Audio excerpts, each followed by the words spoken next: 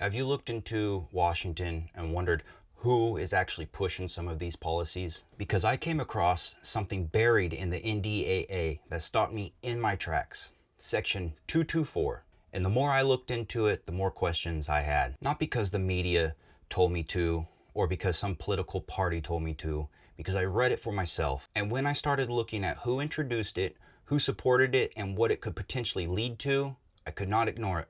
See, originally introduced as a standalone bill by Don Davis, a Democrat out of North Carolina, and Ronnie Jackson, a Republican out of Texas. So these are the traitors who introduced this bill. It was later incorporated into the House NDAA, the National Defense Authorization Act, by the House Armed Service Committee leader, Chairman Mike Roger, a Republican out of Alabama, and Ranking Member Adam Smith, a Democrat out of Washington. And they've all taken a hefty donation from AIPAC. Shocking. AIPAC is not here for the interests of America. It's lobbying for Israel. They buy every single one of these politicians. And these politicians that are trying to push this section 224, I mean, look how much money they took. So all those politicians that are trying to push this bill have an obligation. They pledge their allegiance to Israel. That's what AIPAC does. When they go in, they sign a paper, they give them a donation, and they pledge their allegiance to Israel, not America. So, surprisingly, on this subject, Democrats and Republicans can actually work together and agree on something to get something done. But any other time when it involves us citizens, they can't seem to work together or seem to get anything accomplished that benefits us. But when it's a foreign nation getting our military secrets, they seem to agree on that one. Now, maybe some people think this is no big deal. Maybe they think it's just another piece of legislation. But I think the American people deserve to know exactly what is being proposed and exactly who is behind it. Like I said, we're not talking about some minor issue. We're talking about the most powerful military on earth. And that brings me to my next question. Do we really want another nation gaining deeper access and influence within America's military infrastructure, technology, and strategic planning? I don't think we do. I think that would be a big mistake. Our founding fathers fought 250 years ago to get away from another country, to be independent, free, have rights. And we're just going to give that information, that technology away. That just seems crazy to me. At one point, I supported Israel's response to October 7th. I remember the anger. I remember the shock. I remember wanting those responsible held accountable. It took me back to when I was about 13 years old, watching the Twin Towers fall on 9/11, seeing those jumpers jump out of the window, and feeling the anger and the sadness and disbelief, and wanting those responsible held accountable. And I felt that for Israel. But as more footage came out, as more information came out, as more reporting came out, my perspective started changing. And I know I'm not the only one, because millions of people around the world started asking questions that politicians didn't seem interested in answering. And that leads me back to section 224. Now, do we really want a foreign government having access to our military that is going to be this inhumane and cause this type of destruction? This is just sickening. Watch this. All these people get less than an hour to get into their distribution sites for food and get out. And if they're not out in time, they get shot dead. Watch this. That's all people running to get their food.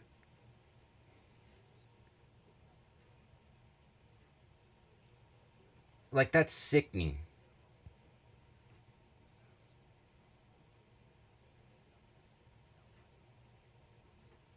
That is disgusting, man. That's cruel. Those people are desperate. These aren't terrorists. These are your average people. Little kids, moms, dads, brothers, sisters, running to get their food. And it's not like when they get there, they hand them out one by one to make sure everybody gets it, obviously. Look how they're desperate for it. I mean, look at that. That is crazy. That's sad. Look at that. Oh my goodness. So people refer to that as the Squid Games. like the red light, green light game, where if you move out of bounds or yeah, you get shot. Do we really want a government that does that to people, to have access to the most powerful military on the planet? Because our politicians think so. Absolutely disgusting. That makes me sick watching it. Because if the public opinion is changing, why are politicians pushing even harder for deeper military cooperation? Why now all of a sudden? Who's asking for it? Who's benefiting from it? And why does it seem like both political parties suddenly agree on this issue? I'll tell you why. APAC is why. A foreign lobby that doesn't have to register under the Foreign Lobby Act, FARA. They buy almost 90% of all politicians. And I believe that influence is why this bill is being pushed. But just a couple days ago, even President Trump has questioned some of Israel's tactics and the public relation decisions during this conflict. To let Syria take care of Hezbollah. Because to be honest with you, I think they do a better job of doing it. I'll tell you what, Israel's fighting Hezbollah too long and too many people are being killed. And you don't have to knock down an apartment house every time you're looking for somebody. Because there are a lot of people in those apartment houses. And they're not all Hezbollah, that I can tell you. And I suggested to Israel to let Syria take care of Hezbollah. Because to be honest with you, I think they do a better job of doing it.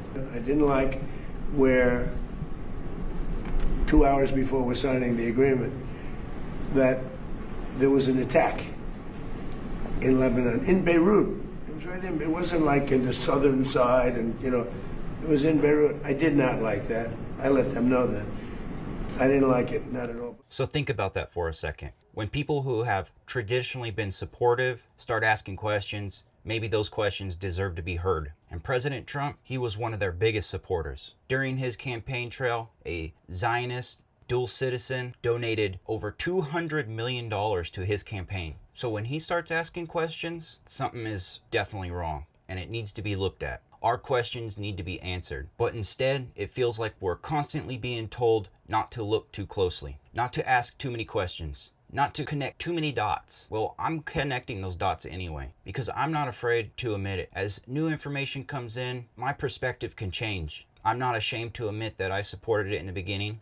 I'm not ashamed to admit that I voted for Donald Trump. But as an American citizen who doesn't feel like our country's needs or interests are first, nor our citizens' interests, my perspective has changed. And here's what really concerns me. If politicians are willing to push something like this, despite growing public concern, how far are they willing to go? And where does it stop? At what point does cooperation become something more? At what point do Americans get a say?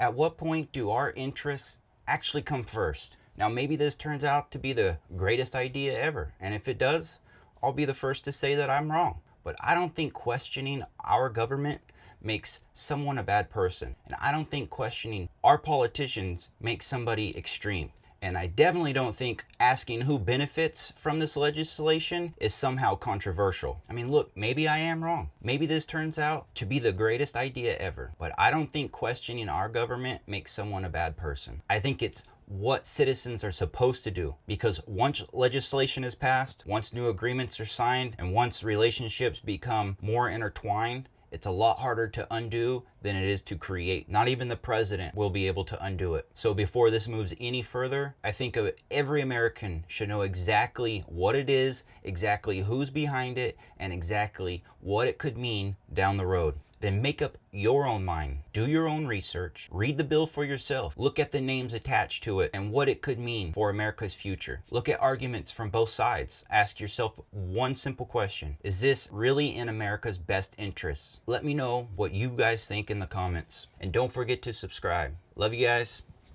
Peace.